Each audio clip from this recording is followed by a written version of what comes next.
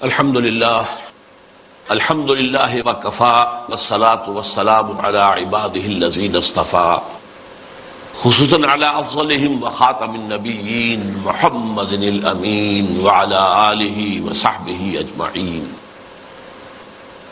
اما بعد فاعوذ باللہ من الشیطان الرجیم بسم اللہ الرحمن الرحیم رب اشرح لی صدری ویسر لی امری واحلل عقدۃ من لسانی یفقہوا قولی۔ معزز حاضرین اور محترم خواتین، السلام علیکم ورحمۃ اللہ وبرکاتہ۔ علامہ اقبال کی زندگی کے 4 ادوار کا میں ذکر کرنا چاہتا ہوں۔ 1894-95 سے انہوں نے شعر کہنے شروع کیے، اس سے لے کر 1905 تک، یہ 10 سال لگ بھگ بنتے ہیں۔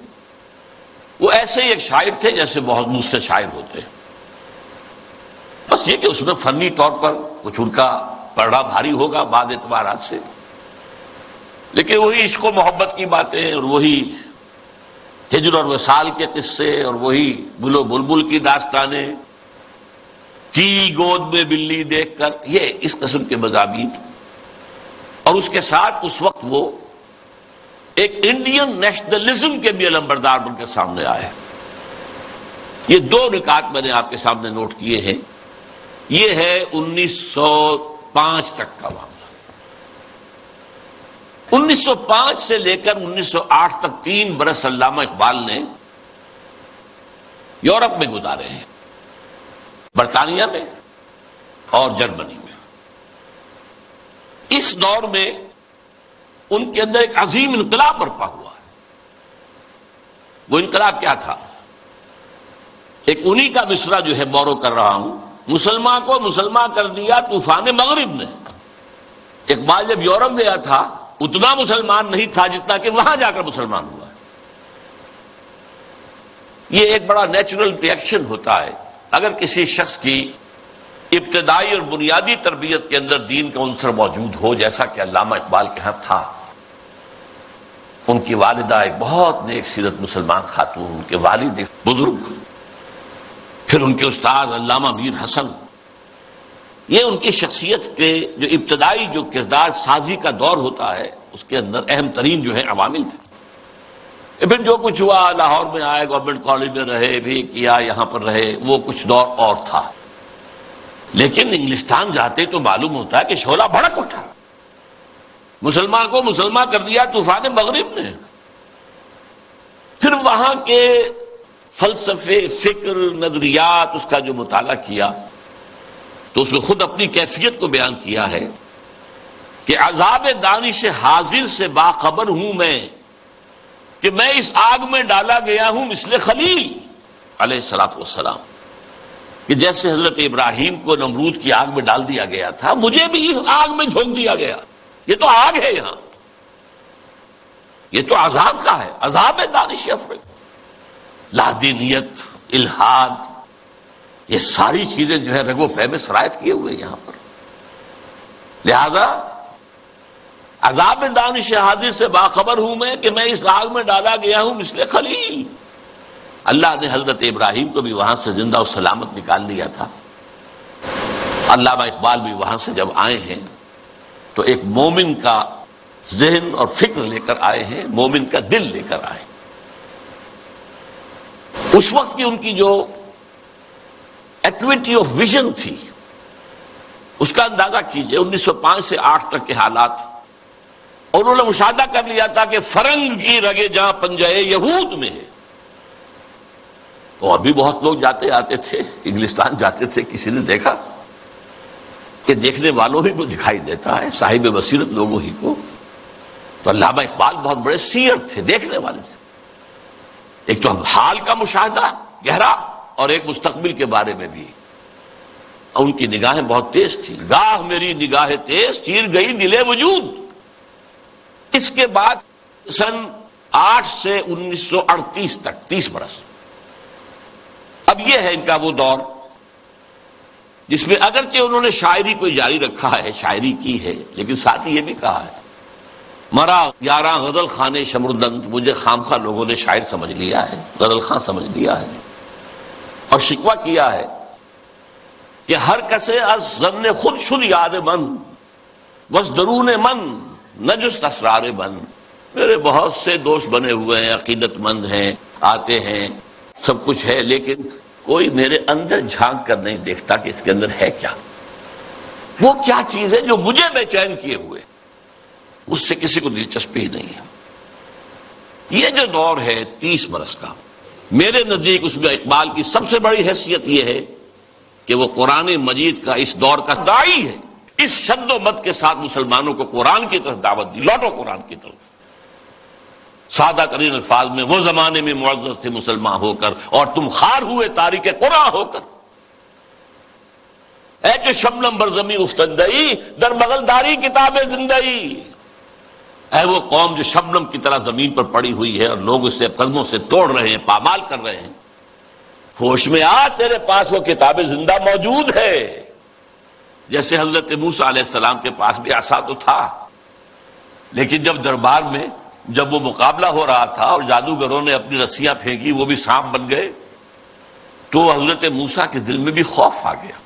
فَأَوْجَسَ فِي نَفْسِهِ خِیفَةً موسیٰ، یہ بربنائے طبع بشری ہے، اس طرح کی چیز کا معاملہ انبیاء کی عصمت کے منافی نہیں ہے، بربنائے طبع بشری، کہ میرا معجزہ بھی تو یہی تھا نا جو اللہ نے دیا تھا کہ میرا عصا جو ہے وہ اژدہا بن گیا، یہ تو انہوں نے سانپ بنا دیے، اب کیا ہوگا؟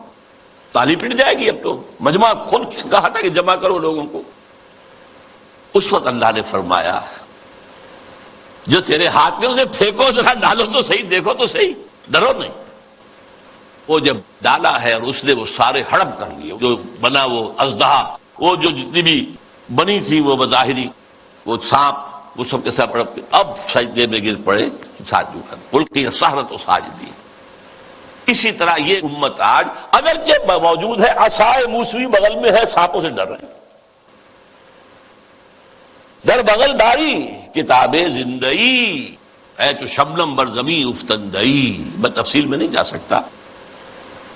بہرحال یہ میرے نزدیک 1908 کے بعد سے لے کر ملت کے احیاء کا نعرہ، ملت کے احیاء کی نوید جاں فضا، اسلام کی نشت ثانیہ کے دور کے آغاز کی بشارتیں بھی سنائی اور اس کے لیے ایک فکری مواد پیدا کیا، مغربی فکر پر تنقید کی، زوردار تنقید کی، ان کی سیاست پر تنقید کی۔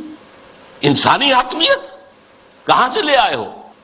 سروری زیبا فقط اس ذات بے ہمتا کو ہے، حکمراں ہے ایک وہی باقی بتانے آزری۔ معیشت پر جو ان کا نظام ہے، جس طریقے سے انہوں نے مغربی معیشت کے تار و پود بکھیرے ہیں، جس طریقے سے کہ بینکنگ سسٹم پر انہوں نے کہا ہے، اور ذرا غور کیجئے، حیرت ہوتی ہے، جذبات کی شدت۔ تا تہو بالا نہ گردہ دی نظام، دانش و تہذیب و دین سودائے خام، جب تک یہ بینکوں کا نظام تلپٹ نہیں کیا جاتا، جڑ سے اکھاڑ کر نہیں پھینکا جاتا، کہاں کی دانش، کہاں کی تہذیب اور کہاں کا دین؟ اندازہ کیجیے، عرض کیجیے جوہر اندیشہ کی گرمی کہاں، کچھ خیال آیا تھا، وحشت کا کہ صحرا جل اٹھا۔ پھر وطنیت، نیشن سٹیٹ کا تصور، ان تازہ خداؤں میں بڑا سب سے وطن ہے۔ اس دور میں میں اور ہے، جام اور ہے، جم اور، ساقی نے بنا کی روش لطف و ستم اور، مسلم نے بھی تعمیر کیا اپنا حرم اور، تہذیب کے اعظم نے ترشوائے صنم اور، نئے نئے بت۔ ان تازہ خداؤں میں بڑا سب سے وطن ہے، جو پیرہن اس کا ہے وہ مذہب کا کفن ہے۔ نظارہ دیری نہ زمانے کو دکھا دے، اے مصطفی خاک میں اس بت کو ملا دے۔ اسلام تیرا دیس ہے، تو مصطفی ہے، بازو تیرا توحید کی قوت سے قوی ہے۔ اب یہ تصورات سے اندازہ کیجیے، یہ کوئی شاعری کے مضامین ہے؟ یہ وصل و ہجر کی باتیں ہو رہی ہے؟ کیا ہو رہا ہے؟ یا محبوب کے لب لعلین کا کوئی تذکرہ ہو رہا ہے، یا اس کے وہ گیسوؤں کی کوئی؟ تو یہ تو بات ہی کچھ اور ہے، یہ شاعری تو نہیں۔ نغمہ کجا و من کجا، ساز سخن بہانہ ایست، سوئے قطار می کشم ناقہ بے زمام را۔ یہ امت جو بکھر گئی ہے، یہ لوگ، فکری انتشار ہے، عملی انتشار ہے، فقہی انتشار ہے، نہ معلوم کیسے کیسے انتشار ہیں. انہیں سب کو پھر ایک لائن میں لا کر، ایک قطار میں لا کر ایک قافلے کی شکل دینا چاہتا ہوں. اس کے لیے میں نے شاعری کو اپنا ذریعہ بنایا ہے.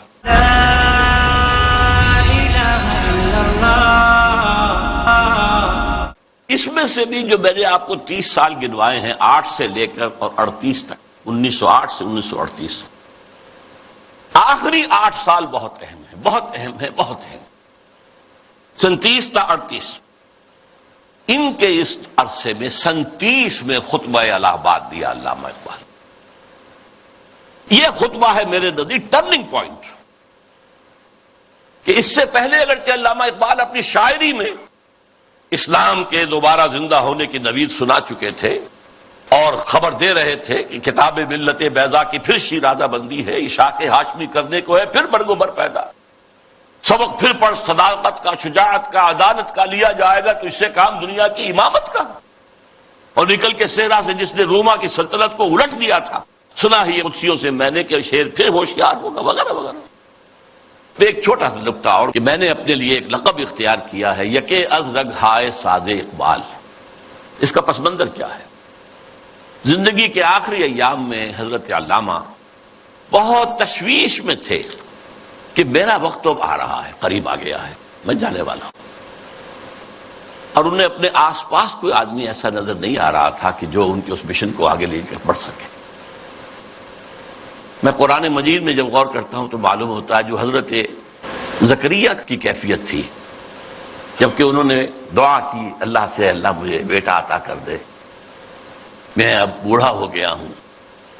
وَإِنِّي خِفْتُ الْمَوَالِيَ مِنْ وَرَائِي، اب میں جو موالی ہیں میرے آس پاس ہیں، ارد گرد لوگ ہیں، رشتہ دار ہیں، ان سے تو مجھے اندیشہ ہے کہ وہ اس راستے پر نہیں چل پائیں گے. فَهَبْ لِي مِن لَّدُنْكَ وَلِيًّا، مجھے کوئی ولی عطا کر دے. اللہ نے پھر حضرت یحییٰ کی بشارت دی. یہ تشویش تھی جو علامہ اقبال کے ذہن میں تھی. آخری دنوں کے ان کے 2 اشعار بہت مشہور ہیں، سرود رفت باز آیت کے نایت، نسیم از حجاز آیت کے نایت، سرآمد روزگار ای فقیر دیگر دانا راز آیت کے نایت. اچھا، دیگر دانا راز کے بارے میں ایک اور ان کی نظم جو ہے جو زبور عجم میں ہے، اس کا بھی مرکزی شعر یہی ہے. پہلا شعر بہت اہم ہے، اگرچہ میرے اس وقت کے موضوع سے متعلق نہیں ہے لیکن میں اس کا ذکر کروں گا ضرور، اس لیے کہ علامہ کے بارے میں ایک عام غلط فہمی یہ ہے کہ وہ حضرت مہدی کے ظہور اور حضرت عیسیٰ کے نزول کے قائل نہیں تھے. ایسی بات غلط ہے. یہ زبور عجم کی نظم سنا رہا ہوں آپ کو. خضر وقت از خلوت دشت حجاز آید بروں، کارواں زی وادی دور و دراز آید بروں. یہاں حضرت مہدی کے لیے خضر وقت، اپنے وقت کا خضر، رہنما، وہ لفظ استعمال کیا ہے، مذہبی اصطلاح استعمال نہیں کی ہے. البتہ اس نظم کے آخری شعر کے حوالے سے کس قدر پیارا شعر ہے، اس میں شعریت بھی اپنی انتہا کو ہے. چنگ را گیرے دست دستم کارس دست رفت، نغمام خون گشتو از رگہائے ساز آیت بروں. اے لوگو میرے ہاتھ سے یہ ساز لے لو، یہ ستار اب لے لو، میرے ہاتھ سے لے لو. میرے ہاتھ کا کام تو ہو چکا، میری انگلیوں نے اس میں ساز بھر دیا ہے، اس میں جو نغمہ ہے وہ بھر دیا ہے. نغمہ ہم، میرا نغمہ خون گشت، خون بن کر ان تاروں میں دوڑ رہا ہے جیسے انسانی رگوں کے اندر خون دوڑتا ہے. از رگ ہائے ساز آیت بروں، یہاں سے خود بخود باہر نکلے گا. چنانچہ بہت سے لوگوں نے، اللہ کا شکر ہے، کام کیا ہے. مرزا محمد منور صاحب بھی ہیں ہمارے جنہوں نے یہ کام کیا ہے، چودھری مظفر حسین صاحب بھی ہیں، اب ڈاکٹر فتح محمد ملک ہے، اور لوگ بھی بہت سے ہیں. تو میں ان کو کہتا ہوں رگ ہائے ساز اقبال.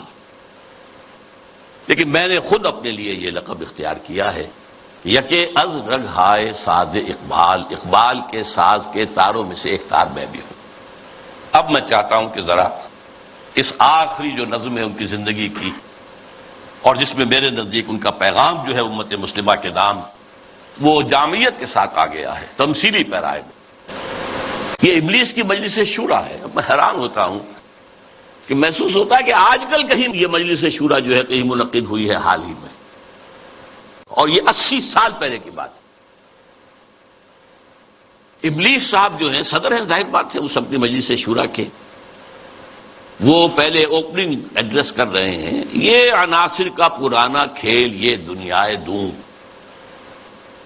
یہ جو دنیا ہے یہ کیا ہے؟ عناصر کا پرانا کھیل ہے، ایلیمنٹس، سالمات، ایٹمز، انہی کی اکھیڑ پچھاڑ ہے نا جس کا یہ کھیل چل رہا ہے، یہ عناصر کا پرانا کھیل، یہ دنیا دوں کہتے ہیں پست کو، بہت گھٹیا، یہ گھٹیا دنیا جو ہے، یہ دنیا زمین، یہ لفظ جواب شکوہ میں اقبال نے بھی استعمال کیا ہے کہ شوخ و گستاخ یہ پستی کے مکین کیسے ہیں، یہ زمین کے رہنے والے کیسے شوخ اور گستاخ ہے، کس طریقے سے شکوہ کیا ہے اللہ سے۔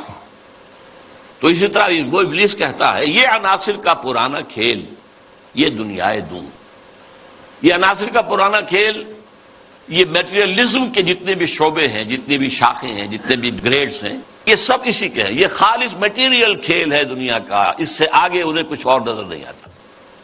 دنیا کی حقیقت خالص مادہ ہے، مادے ہی کی بنیاد پر یہ دنیا ہے۔ ساکنان عرش اعظم کی تمناؤں کا خون، ساکنان عرش اعظم ملائکہ مقربین، ان کی تمناؤں کا خون ہو گیا، کیسے؟ جب اللہ نے کہا تھا وَإِذْ قَالَ رَبُّكَ لِلْمَلَائِكَةِ إِنِّي جَاعِلٌ فِي الْأَرْضِ خَلِيفَةً، تو فرشتوں نے ذرا استفہام کیا تھا نا، قَالُوا وَتَجْعَلُ فِيهَا مَن يُفْسِدُ فِيهَا وَيَسْفِكُ الدِّمَاءَ وَنَحْنُ نُسَبِّحُ بِحَمْدِكَ وَنُقَدِّسُ لَكَ، ہم تسبیح و تقدیس کے اندر لگے ہوئے ہیں، ہم خادمان، ہم حاضر ہیں، ہم سب کام کر رہے ہیں۔ ابلیس اس کو انٹرپریٹ کر رہا ہے کہ اصل میں وہ خود خواہش مند تھے خلافت کے، تو ان کی تمنا کا خون ہو گیا جبکہ آدم کو خلافت دے دی گئی۔ یہ عناصر کا پرانا کھیل، یہ دنیا دوں، ساکنان عرش اعظم کی تمناؤں کا خون، اس کی بربادی پہ آج آمادہ ہے وہ کارساز جس نے اس کا نام رکھا تھا جہان کافنو۔ یہ اللہ کے امر کن سے کائنات وجود میں آئی تھی نا۔ اچھا وہ اس کو نہیں مان رہا، وہ سراسر نام یہ رکھا گیا ہے، یہ اللہ ہی جانتا ہے کہ اس کے دماغ میں کیا خناس ہے، لیکن اللہ نے جو یہ کہا ہے کہ یہ کن سے بنایا ہے، کن فیکون۔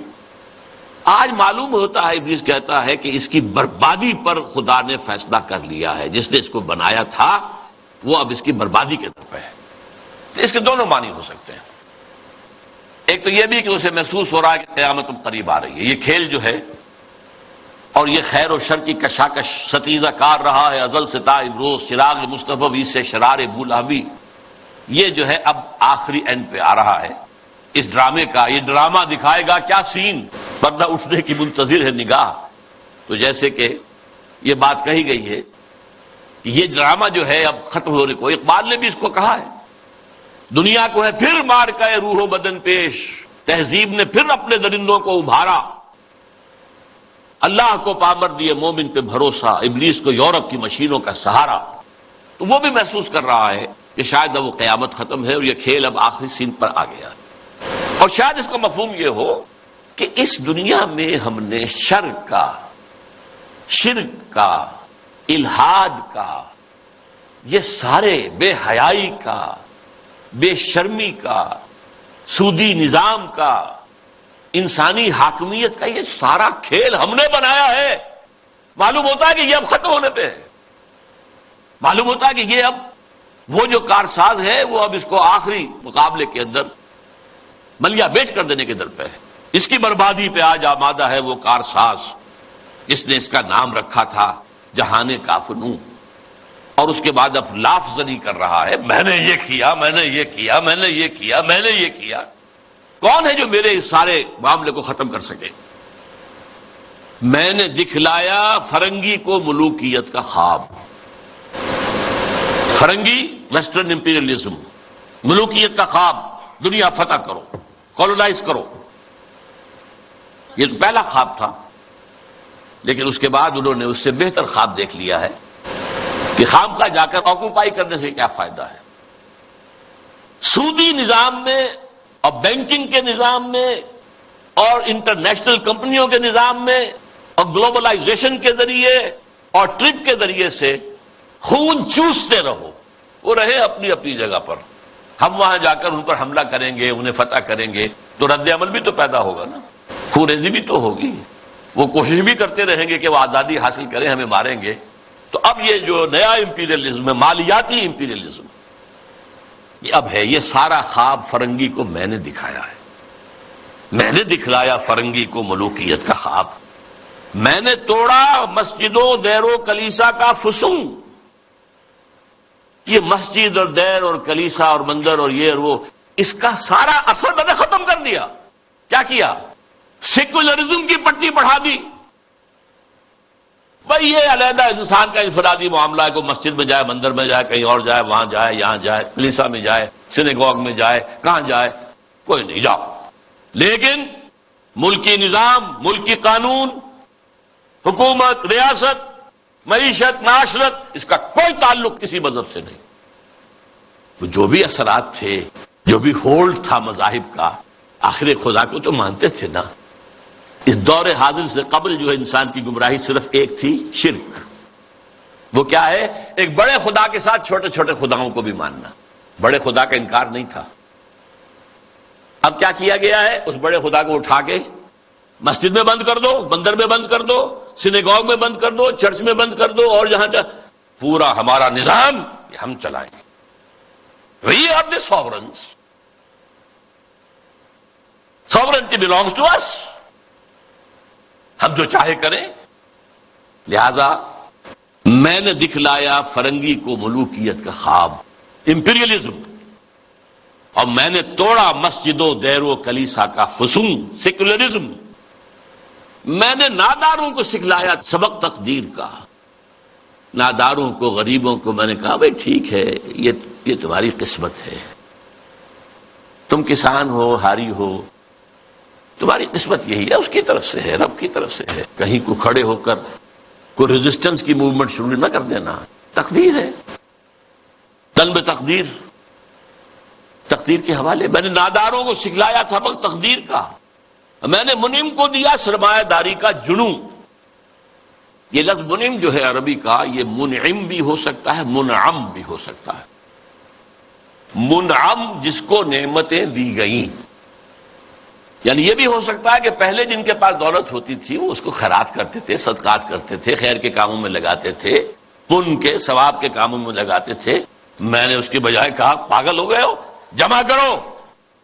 اور جس کے پاس فاضل سرمایہ دولت اللہ نے دی تھی، اس کا جو طریقہ تھا کہ یسألونک ماذا ينفقون قل العفو، میں نے کہا نہیں، جو بھی ہے جمع کرو۔ یہ سبق میں نے دولت مند کو سکھا دیا۔ میں نے دکھلایا فرنگی کو ملوکیت کا خواب۔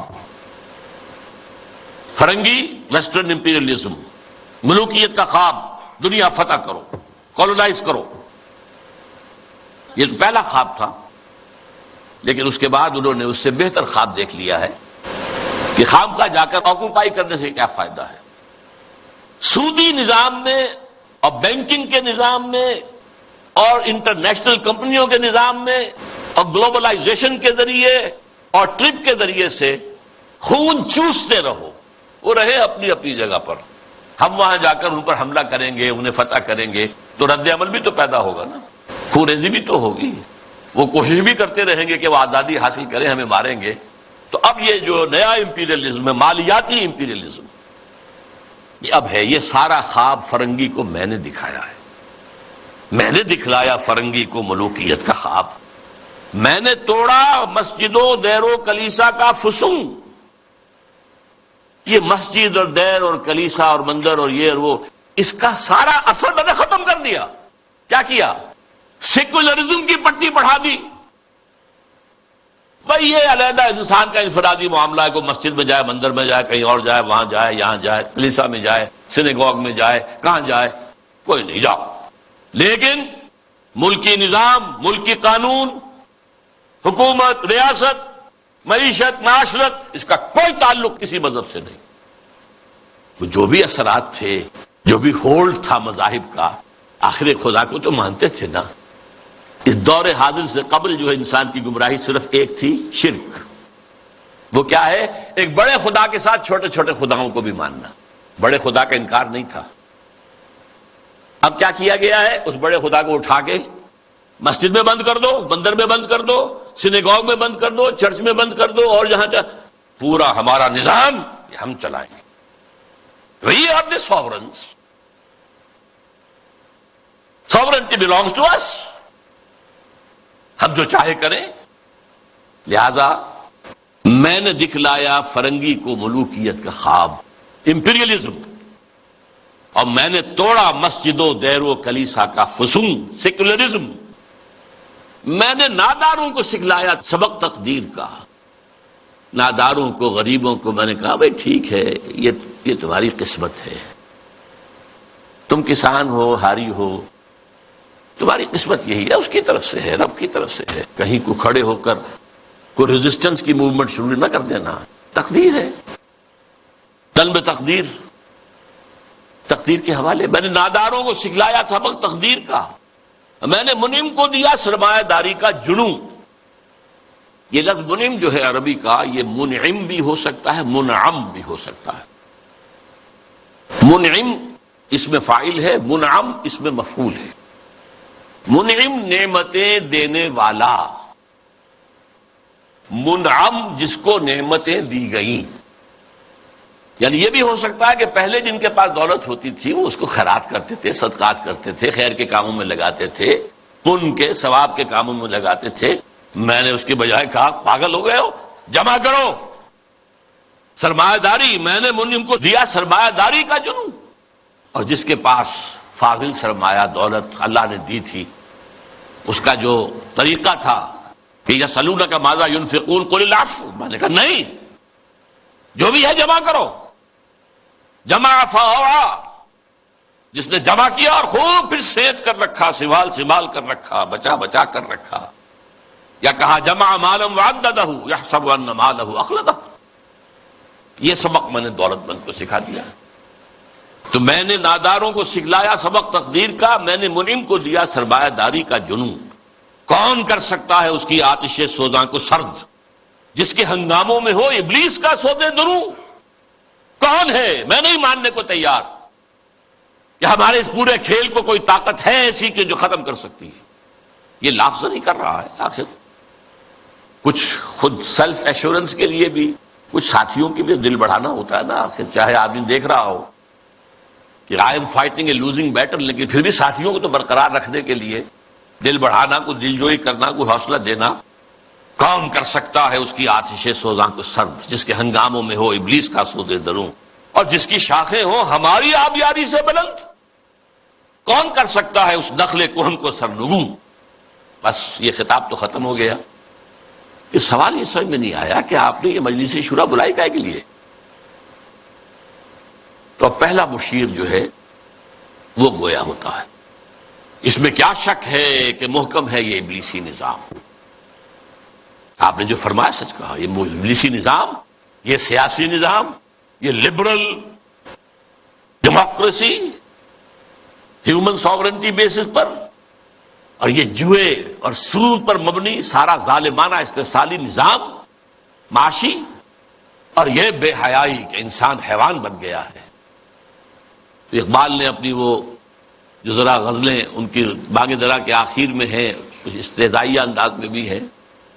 یہ کوئی دن کی بات ہے مرد ہوش مند، غیرت نہ تجھ میں ہوگی نہ زن اوٹ چاہے گی. وہ اوٹ بھی نہیں رہے گی. معاملہ اس درجے جو ہے فحاشی کی انتہا کو پہنچ جائے گا. پہنچا ہوا ہے. آپ کو معلوم ہے جو کچھ یورپ میں ہوتا ہے، ریلوے اسٹیشن کے پلیٹ فارم کے اوپر کھڑے ہوئے جو کچھ کر رہے ہوتے ہیں، وہ سب کے سامنے موجود ہے.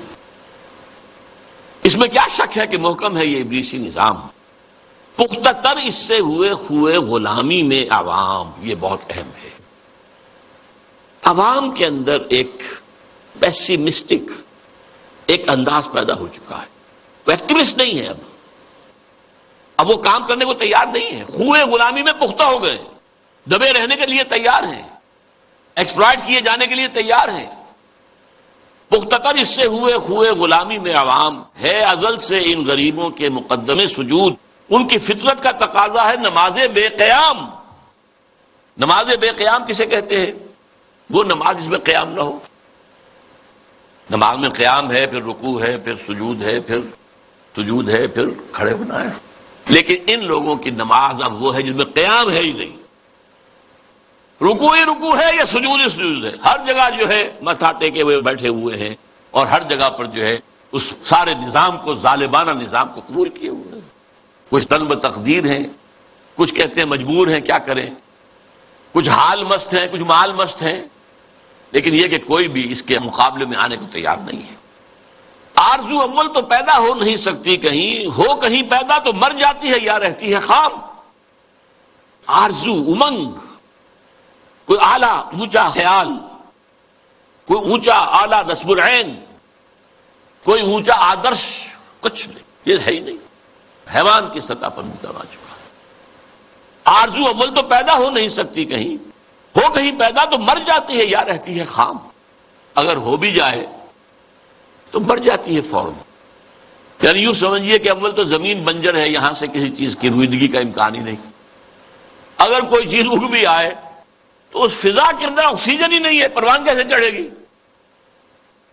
ہوا اسے آکسیجن دینے کو تیار ہی نہیں، لہذا وہ مر جاتی ہے۔ ہو کہیں پیدا تو مر جاتی ہے یا رہتی ہے خام۔ یہ ہماری سعی پہم کی کرامت ہے کہ آج صوفی و ملا ملوکیت کے بندے ہیں تمام۔ یہ بڑی تلخ بات ہے جو اقبال نے کہی ہے، لیکن بہت بڑی تلخ لیکن حقیقت پر مبنی بات۔ صوفی و ملا ملوکیت کے بندے ہیں تمام۔ خلافت راشدہ کے بعد جو نظام ہمارا چلا ہے اس میں صوفی و ملا، علماء اور صوفیاء، ان کا نظام کیا تھا؟ ملوکیت کو سپورٹ، ایک نیگیٹو سپورٹ ہے، خانقاہوں میں بیٹھو، اللہ اللہ کیے جاؤ، ضربیں لگائے جاؤ، یہ کیے جاؤ، اپنا تزکیہ کیے جاؤ، مانجے جاؤ، اپنے آپ کو رگڑے جاؤ رگڑے جاؤ رگڑے جاؤ رگڑے جاؤ، اسی میں زندگی بتا لو، چھوڑ کر اوروں کی خاطر یہ جہان بے ثبات۔ اب باہر کیا ہو رہا ہے کیا نہیں ہو رہا ہے اسے کوئی غرض نہیں، شیطان ننگا ناچ رہا ہے، ناچے، ہمیں سے کیا غرض ہے؟ ہمارے پاس تو آئے ہیں، اتنے طالب ہیں، اتنے سالک ہیں، وہ فلاں سالک آج اس مقام پر پہنچ گیا ہے، آج یہ مقامات، یہ سالک مقامات میں کھو گیا اور یہ امت خرافات میں کھو گئی، اس سے بھی زیادہ تلخ سود کی بھی ایک گنجائش اسلام نے پیدا کر دی۔ یہ ہماری فقہ، آپ جان لیجئے، فقہ کی بات کر رہا ہوں، کتاب و سنت ہے ہمارا دین اصل۔ ایتونی بشیء من کتاب اللہ و سنت رسولہ حتی اقول، یہ فقہ دین نہیں ہے۔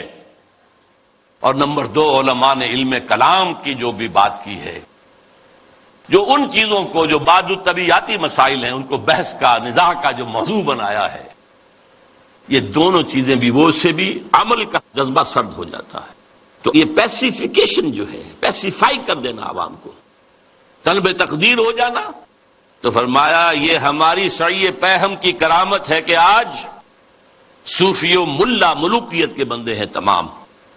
طب مشرق کے لیے موضوع یہی افیون تھی، ورنہ قوالی سے کچھ کم تر نہیں علم کلام۔ قوالی بھی کیا کرتی ہے؟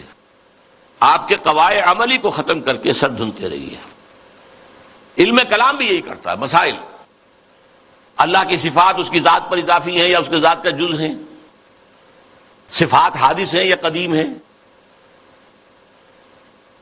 اس کائنات کا کیا ہے ربط حادث بالقدیم، یہ کائنات حادث ہے، اللہ کی ذات قدیم ہے، رابطہ کیا ہے ان کا، کیا کنیکشن ہے؟ یہ مسائل جو لا ینحل ہیں، یہ اس ماورا، اس طبقے سے تعلق ہے ان تمام کا کہ ان کو حل ممکن نہیں۔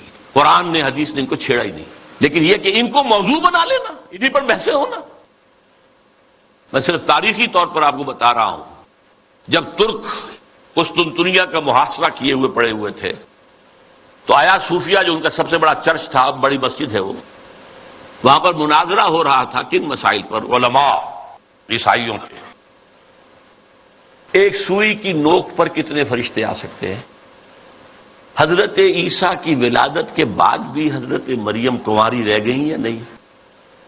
اور جو لاسٹ سپر میں روٹی کھائی تھی حضرت عیسیٰ نے، وہ خمیری تھی یا فطیری تھی؟ ان مسائل پر بحثیں ہو رہی ہیں آیا صوفیہ میں، اور وہاں لشکر مسلمانوں کا پڑا ہوا گھیرے ہوئے۔ یہی حال ہمارا ہے ہندوستان میں، انگریز آ چکا ہے، بنگال سے آگے بڑھ رہا ہے، ہماری حکومتیں جو چھوٹے چھوٹے یہ ہیں، سلطان بیٹھے ہوئے ہیں، نواب ختم ہو رہے ہیں، اور ہمارے علماء میں سے دو ٹاپ کے علماء، دو جن کا میں اس وقت نام نہیں لینا چاہتا کہیں خامخواہ ایک سوء ظن اشخاص سے نہ ہو جائے، کن مسائل پر گفتگو کر رہے ہیں؟ اللہ جھوٹ بول سکتا ہے یا نہیں؟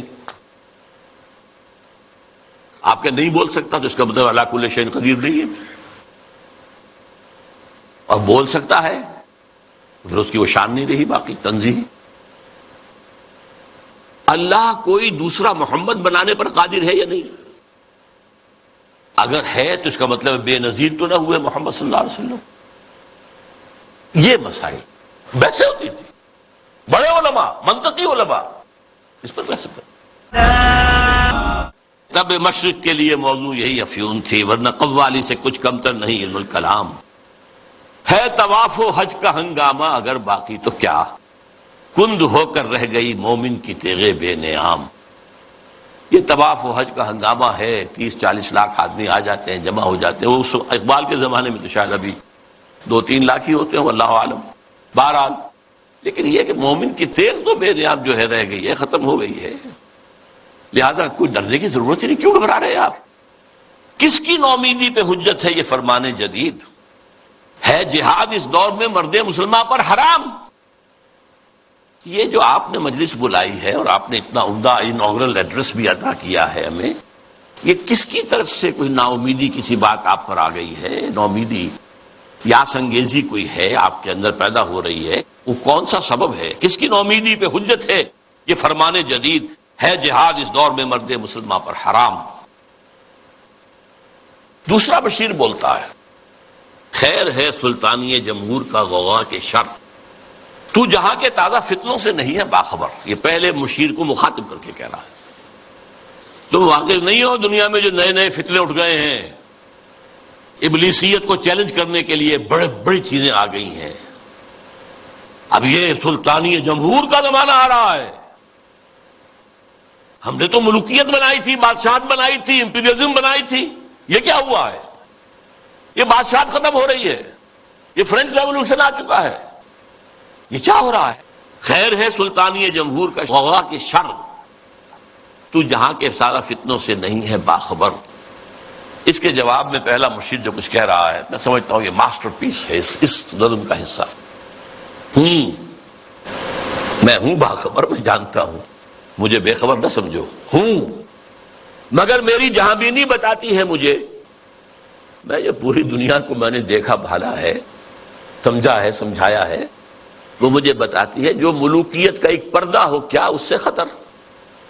یہ تو ملوکیت کا ایک پردہ ہے، یہ جمہور کی حاکمیت وہی گند ہے، وہی شرک ہے، وہی کفر ہے، وہی خباثت ہے، وہی غلاظت ہے جو ایک فرد کی حاکمیت۔ کیا فرق پڑا؟ Why do you fear؟ ہمیں کون چیلنج کر رہا ہے اس میں؟ کسی نے خدا کی بات کی ہے؟ ہوں مگر میری جہاں بینی بتاتی ہے مجھے جو ملوکیت کا ایک پردہ ہو کیا اس سے خطر؟ ہم نے خود شاہی کو پہنایا ہے جمہوری لباس، جب ذرا آدم ہوا ہے خود شناس و خود نگر۔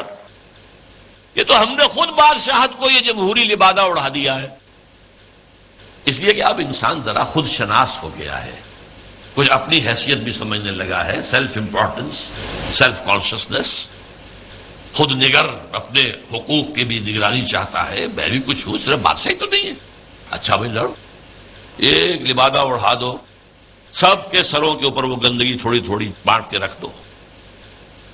اور یہ ذہن میں رکھ لیجئے، علامہ اقبال کا یہ ویژن بہت گہرا ہے اور بہت عمدہ ہے۔ ہر کجا بینی جہان رنگ و بو، کہ از خاکش بروید آرزو، یا ز نور مصطفیٰ اورا بہاست، یا ہنوز اندر تلاش مصطفیٰ۔ دنیا میں جہاں کہیں بھی تمہیں کوئی نور نظر آئے گا، کوئی خیر، کوئی بھلائی کی بات جس سے کوئی آرزو جو ہے، وہ جو کہا تھا کہ آرزو اول تو پیدا ہو نہیں سکتی کہیں، وہ آرزو امنگ پیدا ہو انسان کے اندر، یا تو نور مصطفیٰ کا ظہور ہو رہا ہے، یہ وہی روشنی ہے جو مصطفیٰ نے دی تھی صلی اللہ علیہ وسلم، یا ابھی انسان اسی نور مصطفیٰ کی تلاش میں جا رہا ہے۔ یہ جو ڈائلیکٹیکل پروسیس چل رہا ہے دنیا میں، یہ کشاں کشاں جا رہا ہے اسی نظام کی طرف جو محمد نے دیا تھا صلی اللہ علیہ وسلم۔ یہ بات تو بعد میں بھی آئے گی ذرا. اس وقت یہ ہے کہ یہ خود شناسی اور خود نگری یہ محمد کی ادا کرتا ہے صلی اللہ علیہ وسلم، جس کا لوہا مانا ہے ایچ جی ویلز نے. اس نے کوٹ کیا ہے لا فضل لعربی علی عجمی ولا لعجمی علی عربی ولا لاسود علی احمر ولا لاحمر علی اسود الا بالتقوی. کسی عرب کو کسی اجمی پر فضیلت نہیں، کسی اجمی کو کسی عرب پر فضیلت نہیں، کسی گورے کو کسی کالے پر نہیں، کسی کالے کو کسی گورے پر نہیں، سوائے تقوی کے. یہ کوٹ کر کے کہتا although the sermons of human fraternity, freedom and equality were said before also, and we find a lot of such sermons in Jesus of Nazareth, but it must be admitted that it was Muhammad sallallahu alaihi wasallam who for the first time in history established a society based on these principles. یہ ہے حریت. تو کہتے ہیں ہم نے خود شاہی کو پہنایا ہے جمہوری لباس. جب ذرا آدم ہوا ہے خود شناس و خود نگر. یہ خود شناسی اور خود نگری محمد کی عطا کرتا ہے صلی اللہ علیہ وسلم. کاروبار شہریاری کی حقیقت اور ہے. یہ وجود میر و سلطان پر نہیں ہے منحصر. یہ بادشاہ ہو ایک بیٹھا ہوا اس سلطان ہو نہیں. کاروبار شہریاری جو ہے حکومت اور ملوکیت اصل حقیقت کچھ اور ہے. وہ کیا ہے اگلے شعر میں بیان ہو رہی ہے. مجلس ملت ہو یا پرویز کا دربار ہو. مجلس ملت کانگریس، نیشنل کانگریس، پرویز کا دربار شہنشاہ کا دربار. وہ جمہوریت اور یہ ملوکیت. مجلس ملت ہو یا پرویز کا دربار ہو ہے وہ سلطان غیر کی کھیتی پہ ہو جس کی نظر. بادشاہ تو وہ ہوتا ہے جو غیر کی کھیتیوں کے اوپر ڈال کر وہاں سے کھینچ لینا چاہتا ہو، وہاں ان کو لوٹنا چاہتا ہے. وہ بادشاہ جو ہے کبھی فرعون تھا اور کبھی نمرود تھا اور کبھی اور تھے، نمارندہ تھے اور تھے. لیکن یہ کہ اب یہ ہے کہ وہ امپیریلزم کی شکل میں آیا ہے. پورا ایشیا کالونائز ہوا تھا اور اب تو پوری دنیا کو وہ اپنے World Bank, I M F, globalization, TRIPS ان کے شکنجے میں کس لینا چاہتے ہیں. تم نے کیا دیکھا نہیں مغرب کا جمہوری نظام، چہرہ روشن اندروں چنگیز سے تاریخ تر. یہ مغرب کا جمہوری نظام کیا ہے؟ بڑا روشن ہے بہت. ہم بھی بڑے متاثر ہوتے ہیں. دیکھیں کتنا بڑا ملک ہے، صدارت کا انتخاب ہوا ہے اسموتھلی، وہ ہٹ گیا دوسرا آ گیا، کوئی خون ریزی نہیں، کوئی دنگا نہیں، کوئی فساد نہیں، کچھ نہیں. ہماری طرح تو نہیں ہوتا، بلکہ ایک شکست کھانے والا فوراً جا کے مبارکباد دے دیتا ہے بجائے اس کے کہ دھاندلی ہوئی ہے، دھاندلی ہوئی ہے، دھاندلی ہوئی ہے. وہ جو ہمارے ہاں ہوتا ہے. تو اب اس سے ہم متاثر تو ہوتے ہیں. یہ سوال تو یہ ہے کہ یہ سارا نظام کیا ہے؟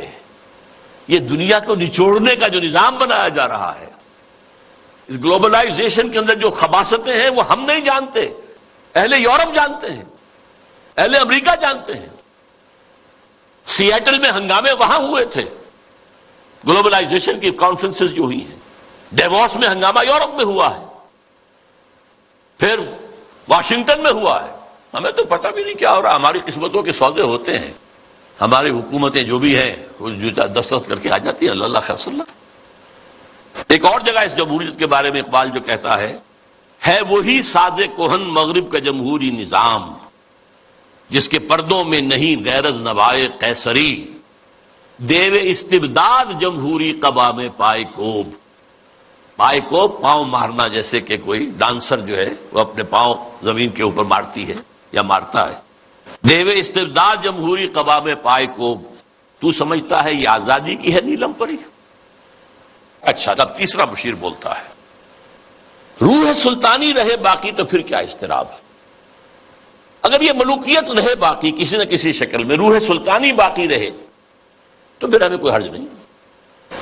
امپیریلزم موجود رہے تو ہمیں کوئی اعتراض نہیں. ہیومن ساورنٹی موجود رہے تو ہمیں کوئی اعتراض نہیں. روح سلطانی رہے باقی تو پھر کیا اضطراب ہے. مگر کیا اس یہودی کی شرارت کا جواب وہ کلیم بے تجلی، وہ مسیح بے صلیب، نیست پیغمبر و لیکن در بغل دارت کتاب. اب یہ کس کی طرف اشارہ ہو رہا ہے؟ کارل مارکس کی طرف. یہودی، جرمنی کا رہنے والا، 1818 میں پیدا ہوا ہے. اس کے دماغ میں وہ سب کمیونزم، سوشلزم کے جو خیالات تھے ان کے بنا پر جرمنی والوں نے نکال دیا جلا وطن. فرانس میں جا کر ڈیرا لگایا، وہاں بیٹھ گیا، وہاں سے بھی نکالا گیا، انگلینڈ گیا، انگلینڈ جیسے سب کو بگڑے تگڑوں کو سب کو پناہ دیتا ہے، وہاں وہ داس کیپیٹال کی تکمیل ہوئی ہے، جس کی بنیاد پر پھر یہ کہ انقلاب آیا، بولشوک ریولوشن رشیا کے اندر۔